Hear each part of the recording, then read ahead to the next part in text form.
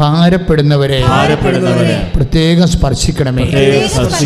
അമ്മേ പരിശുദ്ധമ്മേ, സഞ്ചാരി മാതാവേ, സന്ദർശന മാതാവേ, ദിവ്യകാരുണ്യ ധ്യാനം കൂടുന്ന ഓരോ മകനെയും മകളെയും രോഗികളെയും സാമ്പത്തിക ബാധ്യതകളാൽ ഭാരപ്പെടുന്നവരെ, കുടുംബസമാധാനം നഷ്ടപ്പെട്ടവരെയും അകന്നു പോകുന്ന പരസ്പരം അകന്നു പോകുന്ന ദമ്പതികളെയും സ്പർശിക്കണമേ. അവർക്ക് വേണ്ടി മാധ്യസ്ഥം വഹിക്കണമേ. ഞങ്ങളുടെ യോഗ്യതയല്ല, എന്റെ കർത്താവിന്റെ പീഡാനുഭവത്തിന്റെ യോഗ്യതയാൽ അവരെ സ്പർശിക്കണമേ. അവർക്ക് വേണ്ടി മധ്യസ്ഥം വഹിക്കണമേ. ദൈവമേ, ഈ നിമിഷം ഞങ്ങളുടെ വിശ്വാസത്തെ ശക്തിപ്പെടുത്തണമേ. ദൈവമേ, ആരാധനയുടെ ഈ നിമിഷം ഞങ്ങളുടെ ദൈവസ്നേഹത്തെ വർദ്ധിപ്പിക്കണമേ. ദൈവമേ, ആരാധനയുടെ ഈ നിമിഷം ഞങ്ങളുടെ ദൈവത്തിലുള്ള പ്രത്യാശയെ വർദ്ധിപ്പിക്കണമേ. മനസ്സ് തകർന്നവരെ അങ്ങ് പ്രത്യേകം പൊതിഞ്ഞു പിടിക്കണമേ. ഈ ആരാധന കഴിയുമ്പോഴേ ദൈവത്തിന്റെ പ്രത്യേക സ്നേഹം, പ്രത്യേക സംരക്ഷണം, പ്രത്യേക വിടുതല് അവരെ പ്രാപിക്കുവാൻ ഇടയാക്കണമേ. സ്തുതികട ഹല്ലേലൂയ. പ്രിയമുള്ളവരെ, വിശ്വാസം ഒരു ബോധമായിട്ടാണ് രൂപപ്പെടുന്നത്. ആദ്യം നമ്മളിലൊക്കെ വിശ്വാസം ഒരു ബോധമായിട്ടാണ് ആദ്യം രൂപപ്പെടുന്നത്. ബോധം സീനിയോറിറ്റി പ്രാപിക്കുമ്പോഴാണ് ബോധ്യമായിട്ട് മാറുന്നത്. നിങ്ങളെന്ത് എക്സിക്യൂട്ട് ചെയ്യണമെങ്കിലും ആദ്യം ബോധതലത്തിൽ ഈ വിഷയം രൂപപ്പെട്ടു വരണം. എങ്ങനെയാണ് ബോധം ഉണ്ടാകണത്? ബോധം ഉണ്ടാകണത് അറിവിലൂടെ ബോധം ഉണ്ടാകും. നമ്മുടെ ബോധത്തിലൂടെ എല്ലാ കാര്യവും അറിവിലൂടെ. അറിവെങ്ങനെ നമുക്ക് കിട്ടും? ഇന്ദ്രിയങ്ങളിലൂടെ അറിവ് ലഭിക്കും, അല്ലേ? കണ്ണിലൂടെ, കാതിലൂടെ, അതുപോലെ തന്നെ സ്പർശനത്തിലൂടെ, എല്ലാം പഞ്ചേന്ദ്രിയങ്ങൾ, ത്വക്കൊക്കെ ഉണ്ട് അതിൻ്റെ അകത്ത്, മൂക്കുണ്ട്, എല്ലാം വ്യത്യസ്തങ്ങളായ ഇന്ദ്രിയങ്ങളിലൂടെ. ഞാൻ ദിവസങ്ങളിൽ മുരിങ്ങൂർ ധ്യാനകേന്ദ്രത്തിന് വേണ്ടി ഗുഡ്നസ് ടി വിയിൽ നന്മ നിറഞ്ഞ മറിയമേ എന്നുള്ള ഒരു എപ്പിസോഡ് ചെയ്യുകയായിരുന്നു അവസാനത്തെ. അപ്പോൾ അതിൽ മാതാവ് പ്രത്യക്ഷപ്പെട്ട ഒരു മകളോട് അമ്മ പറഞ്ഞത്, നീ നിൽക്കുന്ന താഴ്വരയുടെ അപ്പുറത്ത് ചെല്ലുമ്പോൾ നീ ഒരു ദേവാലയം കാണും. അവിടെ ആക്ച്വലി ദേവാലയമില്ല. ഇവളവിടെ ചെല്ലുമ്പോൾ ഒരു ദേവാലയം അവൾ കാണും. ആ ദേവാലയത്തിൽ നിന്ന് സ്വർഗീയമായ സുഗന്ധം ഉയരുമെന്ന് പറഞ്ഞു. അപ്പോൾ അവൾ ആ ദേവാലയത്തിൽ താഴ്വരയിൽ ചെല്ലുമ്പോൾ ദേവാലയം അവിടെ ഉണ്ട്. ദേവാലയത്തിലെ സുഗന്ധമുണ്ട്. അത് ഇന്നുവരെ കേൾക്കാത്ത അഭവമായ ഒരു സുഗന്ധമാണ്. അവൾ ആ സുഗന്ധം അനുഭവിക്കും. അപ്പോഴും മാതാവ് പറയും, ഈ സ്ഥലം എൻ്റെ മകനോട് പറഞ്ഞ് ലോകത്തിൻ്റെ പാപങ്ങൾക്കും പാപികൾക്കും വേണ്ടി മാനസാന്തത്തിന് വേണ്ടി ഒരുക്കിയിരിക്കുന്ന സ്ഥലമാണ്.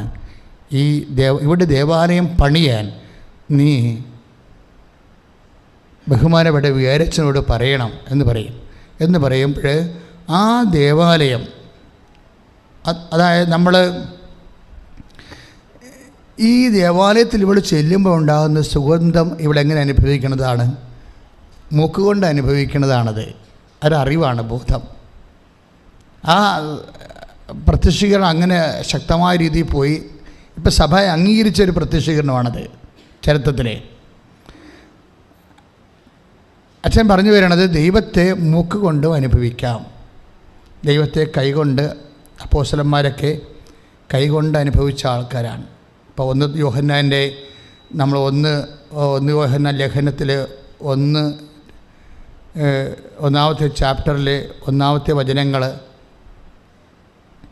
ഞങ്ങൾ കണ്ണുകൊണ്ട് കണ്ടത്, ചെവി കൊണ്ട് കേട്ടത്, കൈകൊണ്ട് സ്പർശിച്ച് മനസ്സിലാക്കിയ ജീവൻ്റെ വചനം. അപ്പോൾ ആ ബോധം എങ്ങനെ ഉണ്ടാകുന്നതാണ്? ഒന്ന്, കണ്ണുകൊണ്ട് കണ്ട് കർത്താവിനെ കണ്ടതാണ് അവർ. പിന്നെ എന്താണ്?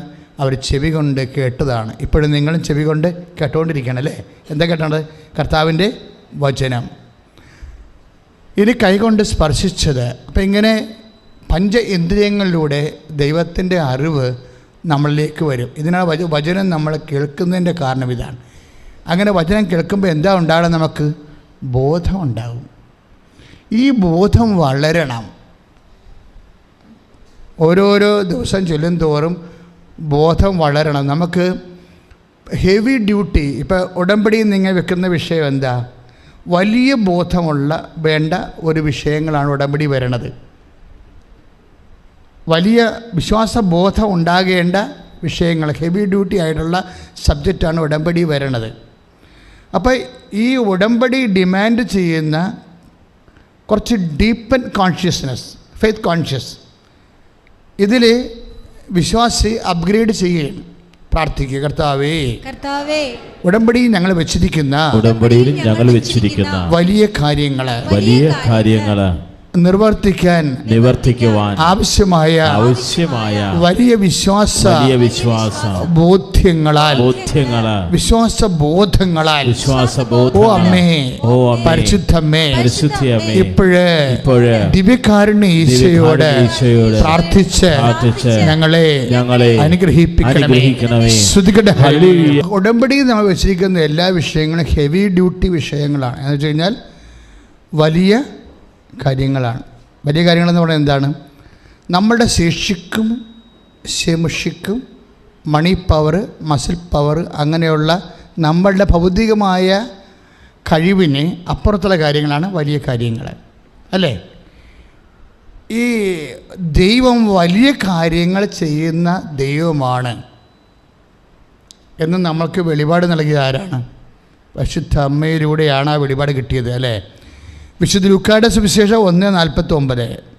വിശുദ്ധ ലൂക്കാ സുവിശേഷം 1:49 എന്തിനാണ്? ശക്തനായവൻ ഒന്ന് പറഞ്ഞേ, ശക്തനായവൻ എനിക്ക് വലിയ കാര്യങ്ങൾ ചെയ്തിരിക്കുന്നു. അപ്പം രണ്ട് കാര്യങ്ങളാണ് പരിശുദ്ധാത്മാവ് പരിശുദ്ധ അമ്മയിലൂടെ നമുക്ക് വെളിപ്പെടുത്തിയത്. എന്താണ്? ഒന്ന്, ദൈവം ശക്തനാണ്. അതിൻ്റെ അർത്ഥം എന്താണ്? നമ്മൾക്ക് ശക്തിയില്ലെങ്കിലും ശക്തനായവൻ നമ്മുടെ കൂടെ ഉണ്ട്. കൈയിടിച്ച് കർത്താവിനെ സ്തുതിക്കട്ടെ. ശക്തനായവൻ എനിക്ക് വലിയ കാര്യങ്ങൾ ചെയ്യും അല്ലേ? അമ്മയിലാണ് ഈ ബോധം ആദ്യം ഉണ്ടായത്. പരിശുദ്ധാത്മ നിറഞ്ഞപ്പോൾ അമ്മയിലുണ്ടായ ബോധം ലുക്ക 1:49 എന്താണ്? ദൈവം ശക്തനാണ്. പറഞ്ഞേ, ദൈവം ശക്തനാണ്. രണ്ടാമത്തെ ബോധം എന്താണ്? ശക്തനായവൻ ദൈവം എന്ത് ആയിരിക്കുന്നു അത് ആർക്ക് വേണ്ടിയാണ്? നമുക്ക് വേണ്ടിയാണ്. പിടിയിട്ടില്ലേ? നിങ്ങൾ ഉടമ്പടി ഹെവി ഡ്യൂട്ടിയുടെ വിഷയം വെക്കുമ്പോൾ ഇത് ദൈവത്തിന് പോലും ചെയ്യാൻ പറ്റുമോ എന്ന് ചിന്തിക്കരുത്. അത് സാത്താൻ്റെ ചിന്തയാണ്. പിടിയിട്ടില്ലേ? അപ്പോൾ ദൈവം ആരാണ്? ദൈവം ശക്തനാണ്. രണ്ടാമത്തേത് എന്താണ്? ദൈവം ശക്തനാണെങ്കിൽ ദൈവം എന്തായിരിക്കണത്? എന്തിനു വേണ്ടിയാണ്? എനിക്ക് വലിയ കാര്യങ്ങൾ ചെയ്യാനാണ്. അപ്പോൾ ദൈവം എന്തായിരുന്നാലും അതാർക്ക് വേണ്ടിയാണ്? നമ്മൾക്ക് വേണ്ടിയാണ്. അതാരുടെ ബോധമാണ്? ആദിമസയുടെ ബോധമാണ്. അതെവിടെ നിന്ന് കിട്ടുന്നതാണ്? റോമ 8:11. എന്താ പരിപാടി? എന്താ വചനം പറഞ്ഞിരിക്കുന്നത്?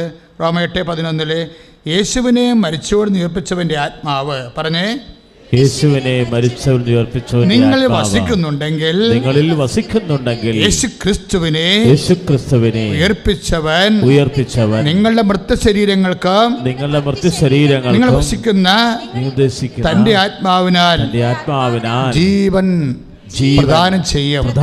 അപ്പം ശാരീരികമായ എല്ലാ വിഷയം മൃതമായിരിക്കുന്ന അവസ്ഥയാകാം, മരവിച്ച അവസ്ഥയാകാം. അല്ലാതെ എന്ത് പറ്റും? പരിശുദ്ധാത്മാവ് നിങ്ങൾ വസിച്ചാൽ ഈ ശാരീരികമായ അവസ്ഥകൾ, ഭൗതിക, നമ്മുടെ ഫിസിക്കലായിട്ടുള്ള എല്ലാ സറൗണ്ടിങ്സും ഉയർത്തെഴുന്നേക്കും. കർത്താവ് യേശുക്രിസ്തുവിനെ കൈയടിച്ച് സ്തുതിക്കട്ടെ. എപ്പോഴും എൻ്റെ സഹോദരൻ മനസ്സിലാക്കേണ്ടത്, ഇപ്പം ശാരീരികമായി ഒരു ശരീരത്തിൽ സംഭവിക്കാവുന്ന മാക്സിമം ട്രാജഡി എന്താണ്? നമ്മുടെ ശരീരത്തിന് സംഭവിക്കാവുന്ന മാക്സിമം ട്രാജഡി എന്താണ്? ചത്തുപോകുക എന്നുള്ളതാണ് അല്ലേ? അങ്ങനെ ഒരു മനുഷ്യൻ മരിച്ചു പോകുന്നതാണ് ആ മനുഷ്യൻ്റെ ശരീരത്തിന് സംഭവിക്കാവുന്ന ഏറ്റവും വലിയ ട്രാജഡി. ഇൻ കേസ് അങ്ങനെ വന്നാൽ പോലും നീ യേശുക്രിസ്തു വിശ്വസിക്കുന്നുണ്ടെങ്കിൽ ഈ മൃത്യ ശരീരത്തെ കർത്താവ് ഉയർത്തെഴുന്നേൽപ്പിക്കും. കൈയിടിച്ച് സ്തുതിക്കട്ടെ. ഹല്ലേലൂയ, ഹല്ലേലൂയ, ഹല്ലേലൂയ. കരങ്ങൾ ഉയർത്തിക്കൊണ്ട് സ്തുതിക്കട്ടെ. ഹല്ലേലൂയ, ഹല്ലേലൂയ, ഹല്ലേലൂയ, ഹല്ലേലൂയ, ഹല്ലേലൂയ. യേശുവേ ആരാധന. ഹല്ലേലൂയ, ഹല്ലേലൂയ, ഹല്ലേലൂയ. പരിശുദ്ധ പരമദിവ്യകാരുണ്യത്തിന് എപ്പോഴാണ് ഉയർപ്പിൻ്റെ പ്രക്രിയ സംഭവിക്കുന്നത്? നിങ്ങൾക്കറിയാമല്ലോ, മരിച്ചവനെ പോലെ ഉയർപ്പിക്കുകയാണെങ്കിൽ, നിത്യത അവന് നൽകുകയാണെങ്കിൽ, യേശുവിൽ വിശ്വസിക്കുന്ന മരിക്കുകയില്ലെങ്കിൽ നിത്യമായി ജീവിക്കുമെങ്കിൽ തീർച്ചയായിട്ടും നിൻ്റെ ഭൗതികമായിട്ടുള്ള എല്ലാ വിഷയങ്ങളും മരവിച്ച് കിടക്കുന്നതെല്ലാം, നിൻ്റെ IELTS ആയാലും ശരി പറയില്ല, അച്ഛാ 11ാമത്തെ പ്രാവശ്യം എഴുതിയിട്ടാണ് ഇപ്പോൾ ഉടമ്പടി എടുക്കാൻ വന്നിരിക്കുന്നത്. 11ാമത്തെ പ്രാവശ്യം എഴുതിയിട്ടാണ് ഇപ്പോൾ ഉടമ്പടി എടുക്കാൻ വന്നത്. മരവിച്ച് പോയെന്ന് അർത്ഥം അല്ലേ? അവളുടെ വിദ്യാഭ്യാസ ജീവിതം മുഴുവനും മരവിച്ച് പോയി. ഇപ്പോൾ ഇന്നലെ ഒരു സാക്ഷ്യം ഉണ്ടായി. ആ കുഞ്ഞിൻ്റെ പേര് ഞാൻ മറന്നുപോയി. അലക്സാണ്ടർ അച്ഛനാണ് സാക്ഷ്യം എടുത്തത്. ഞാനുണ്ടായിരുന്നു ആ സമയത്ത് അൾത്താറയിൽ. അവളുടെ പ്രശ്നം, അവൾക്ക് ഈ നാളെ ലാസ്റ്റ് ഡേറ്റാണ്. എവിടെ പോകണ്ടേ? വിസ കാലാവധി തീരണ ലാസ്റ്റ് ഡേറ്റാണ്. അവൾ നാട്ടിൽ നിൽക്കുകയാണ്. ഒരു പിടിയില്ലാതെ നിൽക്കുകയാണ്. എല്ലാ പിടിയും വിട്ട് നിൽക്കുകയാണ്. മരവിച്ച് നിൽക്കുകയാണ്. മരവിച്ച ശരീരം, മരവിച്ച ജീവിതം. അവളൊരു മനസ്സിലൊരു പ്ലാൻ ചെയ്ത് എന്താണെന്നറിയാമോ? ഇനി ഞാൻ ഈ മരവിച്ച അവസ്ഥയിൽ നിന്ന് മാറണമെങ്കിൽ അമ്മയുടെ മണ്ണിൽ ചവിട്ടിയാൽ മാത്രമേ എൻ്റെ മുമ്പിലൊരു വഴിയുള്ളൂ. അമ്മയുടെ മുമ്പിൽ ചവിട്ടിയാൽ മാത്രം. കാര്യം ഞാൻ വിസ ക്യാൻസലാകാൻ പോവുകയാണ്. പക്ഷേ ജോലിയൊന്നും ഒത്തിരിയേറെ ആ കമ്പനിയുമായിട്ട് ഒത്തിരിയേറെ കറസ്പോണ്ടൻസി എല്ലാം നടക്കണുണ്ട്. പക്ഷേ റിട്ടേൺസ് ഒന്നുമില്ല. ഇവർക്ക് ജോലി ഓഫർ ചെയ്ത കമ്പനിയുമായിട്ട് എല്ലാ പേപ്പറുകളും കൊടുക്കുന്നുണ്ട്. പക്ഷേ വിസ ക്യാൻസലാകുന്നതിന് മുമ്പ് ജോലി കിട്ടണം. അല്ലെന്നുണ്ടെങ്കിൽ ജോലി ഉണ്ടാകത്തില്ല, വിസയും ഉണ്ടാകത്തില്ല. നാട്ടിൽ തന്നെ നിൽക്കേണ്ടി വരും. 0 ആയിപ്പോവും. അപ്പോൾ ഇത് ഇത്രയും നാളായിട്ടിത് ജോലി ശരിയാകണില്ല. വിസ ക്യാൻസലാകാൻ പോകുന്നുണ്ട്. ഇപ്പോൾ ഇഷ്ട പ്രശ്നം എന്താണ്? വിസ ക്യാൻസലാകാൻ പോകുന്നതാണ് വിഷയം. അപ്പോൾ അവളൊരു തീരുമാനം എടുത്ത് ഇന്നലെ രാവിലെ എഴുന്നേറ്റപ്പോൾ അമ്മയുടെ മണ്ണിൽ ചവിട്ടിയ, അല്ലാതെ എനിക്ക് ചെയ്യാവുന്ന എല്ലാം കഴിഞ്ഞു, ഇനിയൊന്നും ചെയ്യാനില്ല. ഇനിയുള്ളത് എന്താണ്? അവസാനത്തെ ആശ്രയം എന്താണ്? അമ്മ പ്രത്യക്ഷപ്പെട്ട മണ്ണിൽ ചവിട്ടണം. അതവൾ ആ സാക്ഷ്യത്തെ അവൾ പറയുന്നുണ്ട്. ഇങ്ങനെ വന്നിട്ട് ഇവള് ഇവള് തകർന്ന് തരിപ്പണമായി ഇവിടെ പരക്കം പറഞ്ഞാൽ ഇവിടെ വരണ വണ്ടി ഇറങ്ങിയിട്ട് ഓടി വന്നത് ഇവിടെ നിൽക്കണയാക്കെ ഞാൻ ഓർക്കുന്നുണ്ട്. ആ സമയത്ത് ഞാൻ ഇവിടെ നിൽക്കുന്നുണ്ടായിരുന്നു, കൗൺസിലിംഗ് ചെയ്തുകൊണ്ട്. ഇവളിങ്ങനെ മറാവിൻ്റെ മുഖത്തിട്ട് ഇങ്ങനെ കണ്ണെറിഞ്ഞിങ്ങനെ നോക്കി നിൽക്കും. എന്താ? വിസയ്ക്ക് ഇനി 48 മണിക്കൂറുള്ള ക്യാൻസലാകാൻ. എല്ലാം അമ്മയുടെ കയ്യിലാണ്. സമയഘടികാരം നെഞ്ചിച്ചാർത്തി പ്രത്യക്ഷപ്പെട്ട അമ്മയുടെ കീഴിലാണ്. സമയമെന്ന് പ്രഖ്യാപിച്ചുകൊണ്ടാണ് കൃപാസനത്തിൽ അമ്മ സന്ദേശം നൽകിയത്. ശ്രുതികട്ടെ. ഇവളിങ്ങനെ കണ്ണ് ഭ്രാന്തമായി അമ്മയെ നോക്കി അവസാനം ഏൽപ്പിച്ചിട്ട് ഇങ്ങനെ തിരിഞ്ഞ് 2 കുഞ്ഞുങ്ങളെ മക്കളിരിക്കണം അവിടെ ചെന്നിട്ടുണ്ട്. അപ്പോഴവിടെ മൊബൈലിൽ ഫോൺ വന്ന്, എന്താണ്? നിൻ്റെ കമ്പനി ജോലി റെഡിയായി, കയറി വരാൻ. ഇത്രയുമാണ് സ്പീഡ്. അമ്മയുടെ മുഖത്ത് നോക്കി തിരിയണ സ്പീഡ്.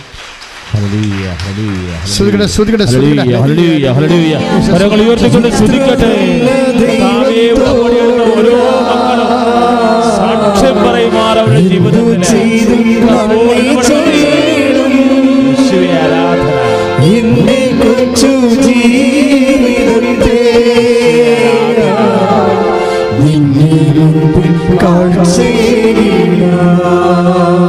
പരിശുദ്ധ പരമദിവ്യകാരുണ്യത്തിന് ആരാധനയും സ്തുതിയും പുകഴ്ചയും ഉണ്ടായിരിക്കട്ടെ. ഞാൻ ചില സമയത്ത് ഓർക്കുകയും ഈശോ പറഞ്ഞ വാക്കുകൾ ഏറ്റവും വലിയ വാക്ക്, എല്ലാ വാക്കുകളും വലിയ വാക്കുകളാണ്. പക്ഷെ നമ്മളെ വല്ലാതെ ഇങ്ങനെ ആശ്വസിപ്പിക്കുന്നൊരു വാക്കുണ്ട്. എന്താണെന്നറിയാവോ? I will not disown you at any cost. ഞാൻ നിന്നെ ഒന്ന് പറഞ്ഞേ, ഞാൻ നിന്നെ ഒരു കാരണവശാലും ഉപേക്ഷിക്കുകയോ അവഗണിക്കുകയോ ഇല്ല. അത് ഒരു പ്രാവശ്യമല്ലേ. ഇപ്പം ഇത് ആച്ചാനിപ്പോൾ പറഞ്ഞ വാക്ക് ഹെബ്രായ 13:5 വാക്കാണ്. ഹെബ്രായ ലേഖനം, പൗലോസിൻ്റെ ഹെബ്രായ ലേഖനമാണ്. എന്താണ്? 13:5. ഇത് ആരോടെ പറഞ്ഞ? ആദ്യം ഇത് ജോഷുവയോട് പറഞ്ഞതാണ്. ജോഷുവയോട് ആര് പറഞ്ഞു? മോസസ് പറഞ്ഞു. എവിടെ പറഞ്ഞു? നിയമാവർത്തനത്തിൽ പറഞ്ഞു. നിയമാവർത്തനത്തിൽ അതായത് 31-ാം അധ്യായത്തിലെ ജോഷുവായോട് മോസസ് പറയുന്നതാണ്. എന്താണ്? ഫസ്റ്റ് ഓഫറിങ് നമുക്ക് തന്നിട്ടുള്ള ഉറപ്പെന്താ? ദൈവം നമുക്ക്, നീ ശക്തനും ധീരനുമായിരിക്കുക, നീ മുന്നോട്ട് പോവുക. ജീവിതയാത്രയുടെ മുന്നിൽ നിൽക്കുന്ന ഓരോ വ്യക്തിയോടും ബൈബിൾ പറയും, എന്താണ് പറയും? ശക്തനും ധീരനുമായിരിക്കുക, ശക്തയും ധീരയുമായിരിക്കുക. എന്താണ്? ഞാൻ നിൻ്റെ മുമ്പേ വരുമെന്ന്, ഞാൻ നിൻ്റെ മുമ്പേ വരും. നമ്മൾ നിവർത്തനം 31:5 വായിക്കുമ്പോഴും ഹെബ്രായർ പൗലോസിന് എവിടെ നിന്ന് കിട്ടിയതാണ്? ഹെബ്രായർ 13:5 പൗലോസ് പറയും, at any cause I will not disown you എന്ന് വെച്ച് കഴിഞ്ഞാൽ എന്താണ്?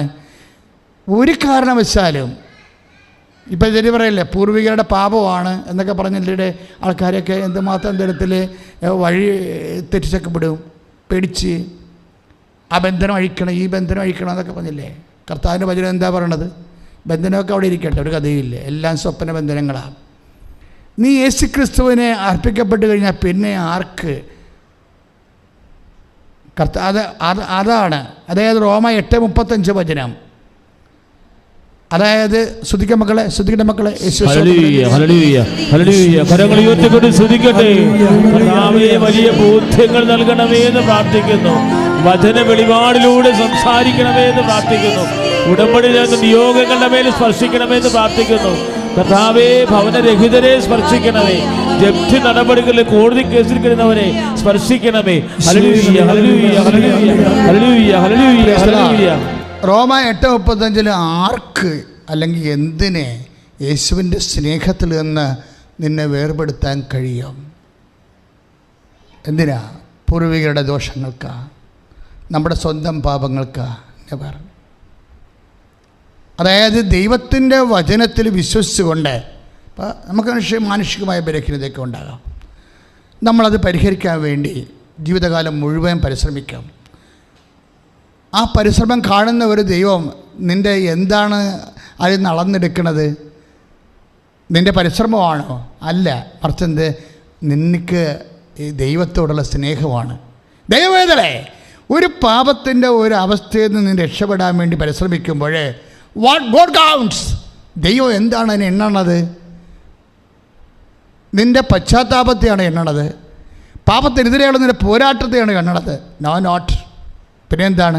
നിൻ്റെ ദൈവസ്നേഹത്തെ. കൈയിടിച്ച് കർത്താസുകളെ, ഈ ഫിസിക്കലായിട്ടുള്ള മരവിച്ച അവസ്ഥ സാഹചര്യം ഇപ്പം അവിടെ കണ്ട, അവളുടെ ജീവിതം മരവിച്ച് വന്നതല്ലേ, ഇവിടെ മരവിച്ച് തകർന്നു വന്നതാണ്. ആ സംഭവം പെട്ടെന്നാണ് ടേക്കപ്പ് ചെയ്തത്. അവിടെ എല്ലാം അറിയിപ്പെല്ലാം മാറി അവിടെ സന്തോഷിച്ച് സാക്ഷ്യവും പറഞ്ഞാൽ ഇവിടുന്ന് പോണത്. അവൾക്കിവിടെ വരം വരെ സാക്ഷിയില്ല, ഈ നിമിഷം വരെ. ഇവിടെ വന്നു കഴിഞ്ഞ് സംഭവിച്ച കാര്യങ്ങളാണ് എല്ലാം. ഇതിൽ വരുന്ന സംഭവിച്ചു കഴിഞ്ഞാൽ ഈ നമ്മൾ പറയുന്ന യേശുവിനെ മരിച്ചവെന്ന് ഉയർപ്പിച്ചവൻ്റെ ആത്മാവ്, മരിച്ചവെന്ന് ഉയർപ്പിക്കുക എന്ന് വെച്ച് കഴിഞ്ഞാൽ ചത്ത് കഴിഞ്ഞതിന് ശേഷം ഉയർപ്പിക്കുന്ന കേസ് കിട്ടും മാത്രമല്ല, വചനത്തിന് എല്ലാ സമയത്തും ഉയർപ്പിക്കൽ ശക്തിയുണ്ട്. വചനത്തിന് ഏതെങ്കിലും ഒരു ഘട്ടത്തിൽ മാത്രമല്ല ഉയർപ്പിക്കൽ ശക്തി, വചനത്തിന് എല്ലാ സമയത്തും. ആർക്കാണ് വചനത്തിനെ വിശ്വസിക്കാൻ കഴിയുന്നത്? അവരുടെ എല്ലാം ജീവിതത്തിൽ വചനം ഉയർപ്പിക്കൽ ശക്തി ആപ്ലിക്കബിളാണ്. ആർക്കാണ് വിശ്വസിക്കാൻ കഴിയുന്നത്? ഇപ്പം ആ സമയത്തെല്ലാം വചനം ആരെല്ലാം വിശ്വസിക്കുന്നുവോ ആ വിശ്വസിക്കുന്ന സമയത്തെല്ലാം അവർക്ക് ഈ ഉയർപ്പിക്കൽ ശക്തി തിരിച്ചു വരും. ഇപ്പം സ്ഥലം വിറ്റുമാറാത്ത അവസ്ഥയാകാം.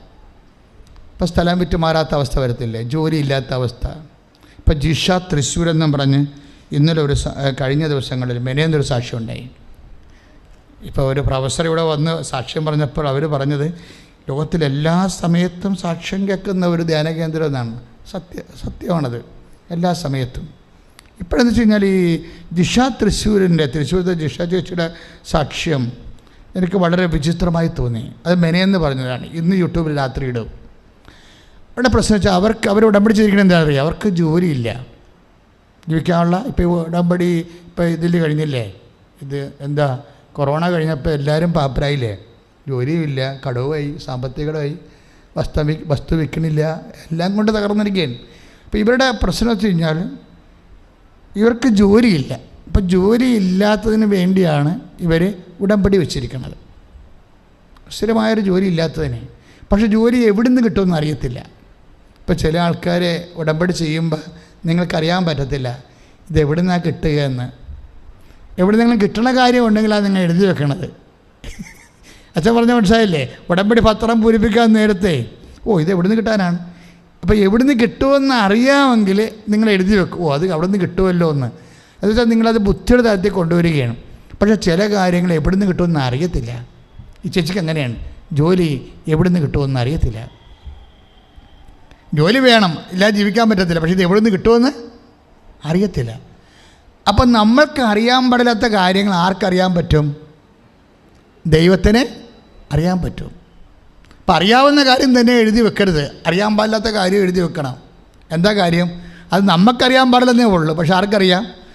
ദൈവത്തിനറിയാം. ഉടമ്പടിയിൽ എഴുതുമ്പോഴേ ഇപ്പോൾ ചേച്ചിക്ക് 2 കാര്യങ്ങൾ അറിയാൻ പാടില്ല. ഒന്നെന്താണ് അറിയാൻ പാടില്ലാത്തത്? ജോലി എവിടെ നിന്ന് കിട്ടുമെന്ന് അറിയത്തില്ല, പക്ഷേ ജോലി ഇല്ലാതെ ജീവിക്കാൻ പറ്റത്തുമില്ല. അപ്പം ദിശ തൃശ്ശൂരിൻ്റെ സാക്ഷി ഇന്ന് രാത്രി ഇടും, നിങ്ങളെ കേട്ടാൽ മതി. വേറെ ഒരു കാര്യം കൂടെ അവർ എഴുതി. എന്താ സംഭവം എന്നറിയാമോ? അവരുടെ സ്ഥലം, ഒരു സ്ഥലം വാങ്ങിച്ചവർ പാലക്കാട്, തൃശ്ശൂർക്കാരത്തെയാണ്, പാലക്കാട് ഒരു സ്ഥലം വാങ്ങിച്ച്. ഈ സ്ഥലം വാങ്ങിക്കുമ്പോൾ ഉണ്ടാകുന്ന ഒരു പ്രശ്നം, സ്ഥലത്തിന് മുന്നാധാരം അറിയാമല്ലോ. ഇപ്പോൾ ബാങ്കുകാർ നമുക്ക് ഒരു സ്ഥലത്തിന് ലോൺ ചെയ്യണമെന്നുണ്ടെങ്കിൽ അവർ 30 കൊല്ലത്തെ ബാധ്യത സർട്ടിഫിക്കറ്റ് ചോദിക്കും. ആദ്യം 12, പിന്നെ 15, ഇപ്പോൾ 30 കൊല്ലത്തെ ബാധ്യത സർട്ടിഫിക്കറ്റ് വരെ ചോദിക്കും. കാര്യം അവർ ഈ സ്ഥലം ഈടൊക്കെ എടുക്കണം കഴിയും. അപ്പോൾ ഇങ്ങനെയൊക്കെ എടുത്തിട്ടുണ്ടെങ്കിലും ഇവരിത് ബാങ്കിൽ ലോൺ ചെയ്തെടുക്കാത്തത് കൊണ്ട്, ഇവർ നേരിട്ടെടുത്ത സ്ഥലമായത് കൊണ്ട് ഇവർ വലിയ ഒരു അടിപ്പല്ല് വീണ്. കാര്യം സർക്കാരിന് കടമുണ്ടായിരുന്ന ഭൂമിയാണിത്, അതിൻ്റെ ബാധ്യത കിട്ടിയില്ല. ഇവരെടുത്ത സ്ഥലം സർക്കാരിന് ബാധ്യത ഉണ്ടായിരുന്ന സ്ഥലമാണ്.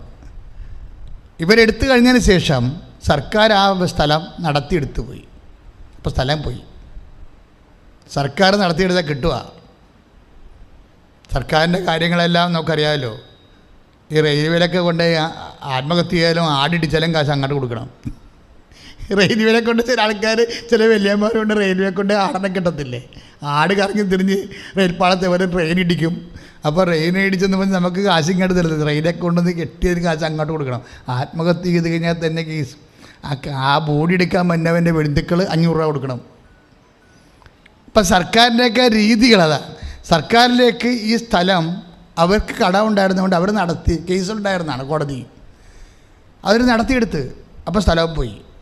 അപ്പം സർക്കാരിലേക്ക് പോയ സ്ഥലം കടയിൽ കായം കലക്കണ പോലെയാണ്, പിന്നെ കണ്ടുപിടിക്കാൻ പറ്റത്തില്ല. അപ്പോൾ ആ ഒരു വിഷയം അവർ എഴുതേണ്ട കാര്യമില്ലല്ലോ. ഉടമ്പടി എഴുതേണ്ട കാര്യമുണ്ടോ? ഇല്ല. സർക്കാർ എടുത്തു പോയ സ്ഥലമാണ്, കേസ് നടത്തി സർക്കാർ എടുത്തതാണ്, അവരെഴുതിയില്ല. പക്ഷേ അമ്മയുടെ അടുത്തല്ലേ വന്നെന്ന് വിചാരിച്ചുകൊണ്ട് രണ്ടാമത്തതായിട്ട് ഞങ്ങളുടെ പാലക്കാടത്തെ സ്ഥലം കൂടി എഴുതി വെച്ചു. സ്റ്റോറി പോണ രീതി നോക്കണം. ഞങ്ങളുടെ പാലക്കാടത്തെ സ്ഥലം കൂടി എഴുതി വെച്ചു. ഇവർക്കറിയാൻ കിട്ടത്തില്ലെന്ന് അറിഞ്ഞുകൊണ്ട് എഴുതിക്കാൻ ഉടമ്പടിയുടെ ഒരു സാധനമാണ്. ഉടമ്പടി ചെയ്ത് അവർ വീട്ടിൽ പോകുന്നു. 2 കാര്യത്തിനാണ്. ഒന്ന് ജോലി, ഒന്ന് അത് എവിടെ നിന്ന് കിട്ടുമെന്ന് അറിയാൻ പാടില്ല. രണ്ടാമത്തെ എന്താണ്? സ്ഥലം. അത് പോയതാണ്, അത് കിട്ടുമെന്ന് അറിയത്തില്ല. ഈ എഴുതിയതിന് ശേഷം പക്ഷെ ഉടമ്പടിയിൽ ഇവർ കൃത്യമായിട്ട് കാര്യങ്ങൾ ഭംഗിയായിട്ട് അവർ പാലിച്ചു പോവുകയാണ്. പാലിച്ചു പോയി ഒരു 2-3 ദിവസം കഴിഞ്ഞപ്പോൾ ഇവരൊരു ടീച്ചറിനെ കണ്ടുമുട്ടും. ഇവരുടെ നാട്ടിലുള്ള ടീച്ചറിനോട് വെറുതെ ചോദിക്കും, ടീച്ചർ ഇവിടെ പഠിപ്പിക്കണം? ടീച്ചർ ഞാൻ വടക്കഞ്ചേരി പഠിപ്പിക്കാം, പാലക്കാട്. എനിക്കവിടെ വല്ല ജോലിയും കിട്ടാൻ സാധ്യതയുണ്ടോ? ഇവർ ഇതൊക്കെ പഠിച്ചൊക്കെ നിൽക്കുന്ന ആളാണ്. ടീച്ചറായിട്ട് അപ്പോയിൻമെൻറ്റ് കിട്ടാൻ സാധ്യത ഉണ്ടാകുമെന്ന് ചോദിക്കുമ്പോൾ പറയും അവിടെ ഒരു വേക്കൻസി ഉണ്ടെന്ന് കേട്ടെന്ന് പറഞ്ഞു, നിങ്ങളൊന്ന് അന്വേഷിക്കാൻ പറയും. ഇവർ ഒരാഴ്ചക്കുള്ളിൽ വേക്കൻസി അന്വേഷിക്കാൻ വേണ്ടി തൃശ്ശൂരിൽ നിന്ന് വടക്കാഞ്ചേരി പോകും. വടക്കാഞ്ചേരി പോയി ആ സ്കൂളിൽ പോയി അന്വേഷിച്ചപ്പോൾ അവിടെ ഇൻ്റർവ്യൂ ആണ്. ഒരാഴ്ചക്കുള്ളിൽ ഇൻ്റർവ്യൂ നടക്കും. ഇൻ്റർവ്യൂ നടക്കുകയും ചെയ്യും, ഇവൾക്ക് ആ ജോലി കിട്ടുകയും ചെയ്യും സ്കൂളിൽ. അതല്ല രസം, ഇതൊരു പെർമനൻ്റ് പോസ്റ്റാണ്. വിഷയം തന്നെ പോകണില്ലേ? ഈ ചേച്ചി ഇപ്പോഴേ വടക്കാഞ്ചേരി സ്കൂളിലെ ഇൻ്റർവ്യൂ കഴിഞ്ഞ് കിട്ടിയിരിക്കുന്ന പോസ്റ്റ് എന്താണ്? പെർമനൻ്റ് പോസ്റ്റാണ്. ഒരു ടെമ്പററി പോസ്റ്റങ്ങനെ കിട്ടിയാൽ അത്രയും നല്ലതെന്ന് പറഞ്ഞ് നടന്ന ആളിനെ അമ്മ ഉടമ്പടിയിലേക്ക് കൊടുത്തിരിക്കുന്നത് എന്താണ്? പെർമനൻ്റ് പോസ്റ്റാണ്. വിഷയം അവിടെ കൊണ്ട് തീർന്നില്ല. വഴക്കാൻ ചൊല്ലി ഇവർ പഠിപ്പിക്കാൻ പോയി. പഠിപ്പിക്കാൻ ചെയ്തതിന് ശേഷം പഠിപ്പിക്കുന്ന സ്കൂളിലെ കുട്ടി, അവർ പഠിപ്പിക്കുന്ന ക്ലാസ്സിലെ കുട്ടി ഒരു തഹസിൽദാറിൻ്റെ മകനാണെന്ന് ഇവർക്ക് മനസ്സിലായി. ഈ ചേച്ചിക്ക്, ഈ ടീച്ചറിന് മനസ്സിലായി അത് തഹസിൽദാറിൻ്റെ മകനാണ് ക്ലാസ്സിൽ തൻ്റെ കുട്ടിയായിട്ടിരിക്കണമെന്ന്. അപ്പോൾ കുട്ടിയോട് ചോദിച്ചു, എൻ്റെ ഫോൺ നമ്പറും തരുക, എൻ്റെ ഒരു സ്ഥലം സംസാരിക്കുക, സ്ഥലത്തെക്കുറിച്ച് വല്ല കാര്യവും അറിയാൻ വേണ്ടിയാണ് ചോദിച്ചത്. അപ്പോൾ കുട്ടി അപ്പൻ്റെ ഫോൺ നമ്പർ കൊടുത്തു. ടീച്ചർ വീട്ടിൽ വന്നിട്ട് ഭർത്താവിനെ കൊണ്ട് ഈ അസിസ്റ്റൻ്റ് തഹസിൽദാറിനെ വിളിപ്പിക്കും. എനിക്ക് വടക്കാഞ്ചേരി ഇങ്ങനെ സർക്കാർ നടത്തിയെടുത്തൊരു ഭൂമിയുണ്ട്, അത് തിരിച്ച് കിട്ടാൻ വല്ല മാർഗ്ഗം ഉണ്ടെന്ന് ചോദിക്കും. അപ്പോൾ തഹസിൽദാർ പറയും, ഞാനത് ഭയങ്കര ബുദ്ധിമുട്ടാണ്, ഞാൻ നോക്കിയിട്ട് പറയാമെന്ന് പറയും. നടത്തിയെടുത്തതല്ലേ തിരിച്ച്. ഒരാഴ്ച കഴിയുമ്പോൾ സർക്കാരിനൊരു ഓർഡർ വരും. എന്താണ്? ഈ കടവല്ല, പഴയ കടവല്ല എഴുതി തള്ളിക്കൊണ്ട്. ഇപ്പം എന്നാ സംഭവിച്ചിരിക്കുന്നത്? ആ തഹസിൽദാർ ഇടപെട്ടിട്ട് ഈ ഭൂമി ഇവർക്ക് തിരിച്ച് കിട്ടും. Praise the Lord.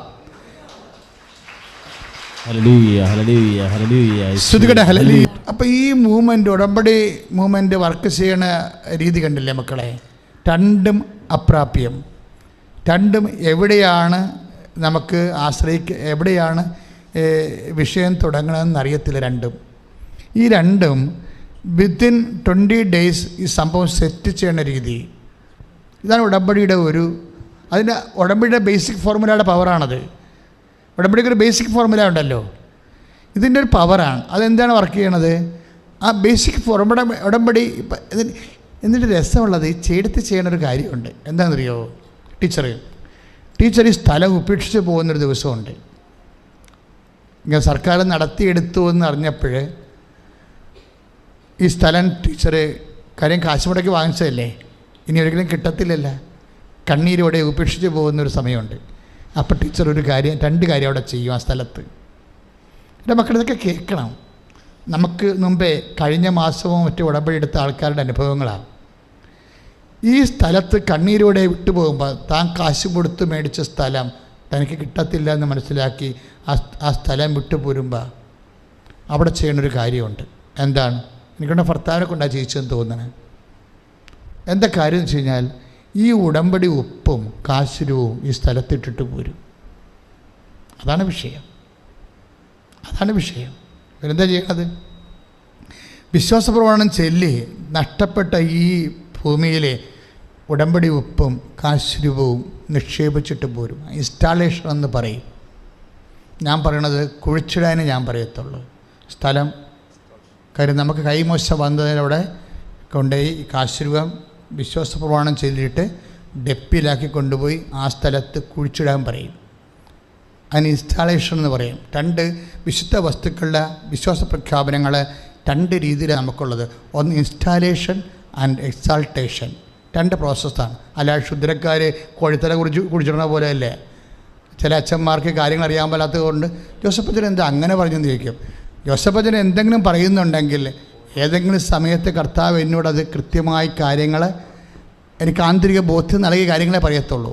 എന്താണ് ഇൻസ്റ്റാളേഷൻ? നമുക്ക് വിശ്വാസത്തിൽ പ്രഖ്യാപിക്കുന്നത്, വിശ്വാസ പ്രഖ്യാപനം എന്താണ്? അത് മെറ്റീരിയലായിട്ട് നമുക്ക് പ്രഖ്യാപിക്കാം. ഇപ്പം നമ്മൾ വിശ്വാസ പ്രഖ്യാപനം എങ്ങനെയാണ് ചെയ്യണത്? അത് റോമ 10:9 വെച്ചാണ് ചെയ്യണത് അല്ലേ? എന്താണ്? 1 വിശ്വാസ പ്രഖ്യാപനത്തിൽ എന്താ ചെയ്യണത്? അത് റോമ 10:9 എന്താ ചെയ്യണത്? 1 യേശു കർത്താവാണെന്ന് അധരം കൊണ്ട് ഏറ്റു പറയണം. രണ്ടാമത്തേത് എന്താണ്? ദൈവം അവനെ മരിച്ചോട് നീർപ്പിച്ചെന്ന് ഹൃദയത്തിൽ വിശ്വസിക്കണം. ഇതാണ് വിശ്വാസ പ്രഖ്യാപനം. ഈ വിശ്വാസ പ്രഖ്യാപനത്തിൻ്റെ മെറ്റീരിയൽ സൈഡുണ്ട്, ഇമ്മെറ്റീരിയൽ സൈഡുണ്ട്. മെറ്റീരിയൽ സൈഡ് എന്ന് പറയണത് നമ്മൾ കഴിക്കുന്ന തേന്, അതുപോലെ തന്നെ ഉടമ്പടി തൈലം, അതിൻ്റെ മെറ്റീരിയൽ സൈഡാണ്. ഇമ്മെറ്റീരിയൽ സൈഡ് എന്ന് പറയുന്നത് എന്താണ്? നമ്മളെടുക്കുന്ന പ്രാർത്ഥനകൾ, അത് ചെല്ലുന്ന പ്രാർത്ഥനകൾ, അതുകൊണ്ട് ബന്ധപ്പെട്ട് വരുന്ന ഉപവാസങ്ങൾ, അതെല്ലാം എൻ്റെ ഇമ്മീഡിയറ്റ് സൈഡാണ്. പ്രഖ്യാപനങ്ങൾ വരും, പ്രാർത്ഥനയും പ്രഖ്യാപനവും എല്ലാം അതിൻ്റെ ഇമ്മെറ്റീരിയൽ സൈഡ്. മറ്റേതെന്താ? Material side. മെറ്റീരിയൽ സൈഡിൽ രണ്ട് കാര്യങ്ങൾ സംഭവിക്കും. ഒന്നെന്താണ്? ഒന്ന് എക്സാൾട്ടേഷൻ. ഇപ്പം പരിശുദ്ധ കുർബാന എന്ത് ചെയ്തിരിക്കുകയാണ്? എക്സാൾട്ട് ചെയ്തിരിക്കുകയാണ്. കുരിശ് എന്ത് ചെയ്തിരിക്കുകയാണ്? എക്സാൾട്ട് ചെയ്ത് ഉയർത്തി പ്രതിഷ്ഠിക്കുകയാണ്. മനസ്സിലായില്ലേ? ഉയർത്തി പ്രതിഷ്ഠിക്കുക. പരിശുദ്ധ കുർബാന ഉയർത്തി പ്രതിഷ്ഠിച്ചിരിക്കുകയാണ്. എന്തിനാണ്? ജനങ്ങൾക്ക് ആരാധിക്കാൻ വേണ്ടി. കുരിശ് ഉയർത്തി പ്രതിഷ്ഠിക്കണം, എക്സാൾട്ടേഷൻ എന്ന് പറയുന്നതിനെ. ഇത് നമ്മൾ മെറ്റീരിയൽ സൈഡിൽ ചെയ്യുന്ന കാര്യങ്ങളാണ്. വിശ്വാസം പ്രഖ്യാപിക്കുക. അത് എന്തനുസരിച്ചാണ്? റോമ 10:9 അനുസരിച്ചുകൊണ്ട് എന്താണ്? യേശു കർത്താവാണ് എന്ന് ആധരം കൊണ്ട് ഏറ്റു പറയും. രണ്ടാമത്തത് എന്താണ്? രണ്ടാമത്തെ പ്രശ്നം എന്താണ്? ദൈവം അവനെ മരിച്ചുവെന്ന് ഉയർപ്പിച്ചെന്ന് ഹൃദയത്തിൽ വിശ്വസിക്കും. മനസ്സിലായില്ലേ? അപ്പം നമ്മളെ ഹൃദയത്തിൽ വിശ്വസിക്കേണ്ടത് എന്താണ്? ദൈവം അവനെ മരിച്ചുവെന്ന് ഉയർപ്പിച്ചെന്ന്. ഇങ്ങനെ ഹൃദയത്തിൽ വിശ്വസിക്കുമ്പോൾ ദൈവം അവനെ മരിച്ചവരെന്ന് ഉയർപ്പിച്ചെന്ന് റോമ 10:9 അനുസരിച്ചുകൊണ്ട് ഹൃദയത്തിൽ വിശ്വസിക്കുമ്പോഴാണ് നമുക്ക് രക്ഷയുടെ അവകാശം കിട്ടുന്നത്. രക്ഷ എന്താണ്? അവകാശത്തിലാണ്. രക്ഷ വർക്ക് ചെയ്യണത് എങ്ങനെയാണ്? ഔദാര്യത്തിലല്ല. രക്ഷ രണ്ട് തരത്തിലുണ്ട്. ഔദാര്യമുണ്ട്, അവകാശമുണ്ട്. പക്ഷേ രക്ഷ അവകാശമാക്കുന്നത് എങ്ങനെയാണ്? ആദ്യകാലം മുതലേ, എബ്രാഹത്തിൻ്റെ കാലം മുതലേ അവൻ വാഗ്ദാനം അവകാശമാക്കുകയാണ് ചെയ്യണത്. ഇപ്പം നമ്മൾ സ്തുതിയുടെ മക്കളെ യേശു സ്തോത്രം ഹല്ലേലൂയ.